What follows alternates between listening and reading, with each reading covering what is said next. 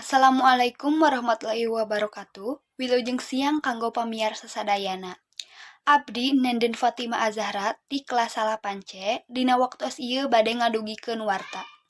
Wartos-wartos anu parenting geus sababaraha minggu ka tukang, wewengkon Bale Endah Kabupaten Bandung kakeunaan ku rupa-rupa musibah. Salah sahijina mudalna cai wahangan Citarum. Dumasar kana data nu kalungtik, kurang leuwih 1.530 genep imah katut wangunan sakola jeung pamarentahan kakeum ku cai wahangan Citarum teh.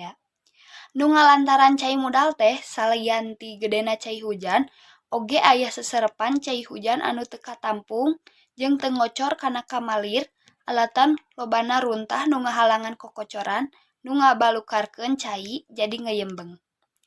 Pamarentah daerah geus nganyahokeun panalungtikan ka saban-saban tempat anu tujuanna ngadata korban jiwa. Sabab dumasar kana hasil laporan ti warga masyarakat, teu saeutik ayana korban jiwa alasan kabawa ku cai caah teh. Aparat pamarentah ngarasa kapanggil jiwana milu ancrup ka lapangan. Keur merenahkeun wargana sangkan jauh tina marabahaya ku cara ngungsikeun ka palataran anu rada anggang ka wahangan Citarum teh. Gubernur Jawa Barat Bapak Ahmad Heriawan katut rengrengan satekah polah ngayakeun tarekah sangkan eta musibah teh teu tumpilik bae.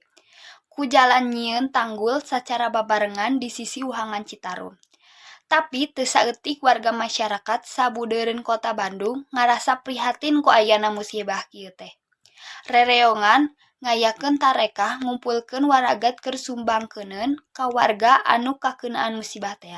Utamana nyumbangkeun obat-obatan sabab mimiti loba nu katarajang ku rupa-rupa panyakit diantarana arateul jeung marencret akibat tina cai nu geus pacampur jeung kokotor tina runtah anu geus buruk.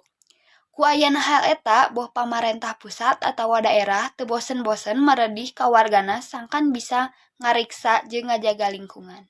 Rupina sakitu warta anu parantos tiasa didugikeun ku simkuring kapayuneun pamiarsa sadayana. Mugi ieu warta janten mangpaat kanggo pamiarsa sadayana. Wassalamualaikum warahmatullahi wabarakatuh.